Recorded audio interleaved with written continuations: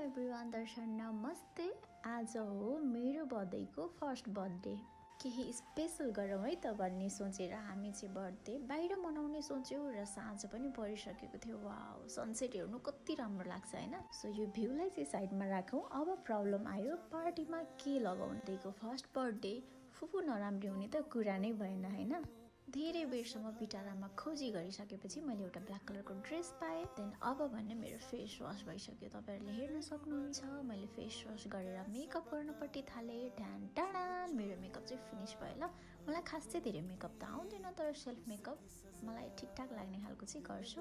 So मैले कपडा पनि लगाइसकेँ, रेडी पनि भइसकेँ। टाइम एकदमै ढिलो भइसकेको थियो, लगभग 6:30 बजिसकेको थियो। हामी चाहिँ अब निस्क्यौँ। मेरो पछाडि चाहिँ मेरो भाइले डोर लक गर्दैछ। मेरो पछाडि चाहिँ भाइले ढोका लक गर्दैछ। हामीलाई चाहिँ टाढा जानुपर्ने थियो। सो हामी चाहिँ रोड क्रस गरेर हामीले बस छोप्यौँ र बर्थडे बोय चाहिँ पुरा रिसमा बसिरहेको छ होइन। मलाई कहाँ लैजान लाग्यो होला भन्ने सोचे होला। राति पनि धेरै भइसकेको थियो, लगभग 7:30 बजिसकेको थियो। परासी बाइपास हुँदै हुँदै हामी भने जानु थियो महेशपुर, किनकि महेशपुरमा चाहिँ मेरो बहिनी बस्थे र बहिनीले जब गर्नेको माथिपट्टि नै एउटा क्याफे थियो। सो त्यही क्याफेमा नै हामीले बर्थडे सेलिब्रेसन गर्ने प्लान बनाएको थियौँ। यो हो परासी चोक। परासीमा बस्नुहुने सबैलाई बुद्ध चोकको बारेमा त थाहा छँदैछ। हामी भने फाइनली अब क्याफे पुग्यौँ र त्यहाँ पुग्ने बित्तिकै मेरो नजर गयो यो एक्वेरियममा। कति क्युट फिसहरू के सानो सानो है। त्यसपछि यो चाहिँ हाम्रो डेकोरेसन जुन चाहिँ छोटो समयमा गरिएको थियो, त्यसैले खासै धेरै डेकोरेट चाहिँ थिएन, जस्ट सिम्पल एउटा सानो फ्यामिली पार्टीको लागि। अनि उहाँ चाहिँ हाम्रो बर्थडे बोय हाँसिरहेको छ, खेलिरहेको छ। सो अब भने चाहिँ आउँछ ट्विस्ट, किनकि जब हामीले केक काट्नको लागि स्टार्ट गरेको थियौँ, हाम्रो बर्थडे बोयले चाहिँ दुःख दिन सुरु गरिसकेको थियो। ऊ चाहिँ अब रुन स्टार्ट गरिसकेको छ होइन। मैले उसलाई बोलाउनको लागि बेलुनहरू यताउता घुमाएर उसलाई देखाइरहेको थिएँ। अब भने उसको नजर एकैचोटि हमला गर्न केकमा पुगिसकेको थियो। देन जब केक काट्न स्टार्ट भयो, बर्थडे बोयको रुन पनि स्टार्ट भयो र उसलाई भुलाउन नि एकदमै गाह्रो भइसकेको थियो।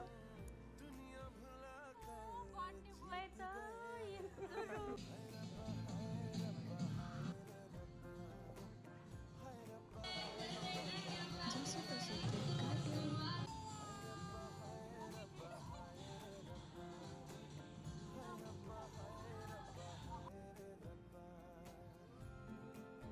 टीका लगाइदिने क्रममा त झन् उसको रुवाबासी त अलग्गै।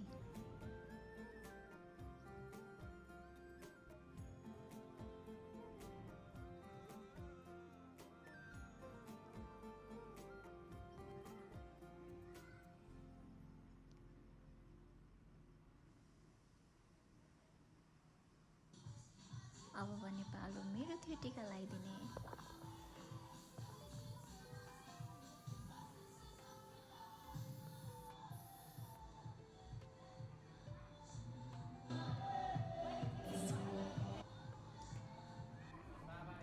जसो उसलाई टीका लगाइदिएर अनि बर्थडे चाहिँ हामीले सक्यौँ नै भनौँ, किनकि बाबा एकदमै भइसकेको थियो। सो धेरै त्यस्तो ठुलो रमाइलो चाहिँ भएन, रात पनि धेरै परिसकेको थियो।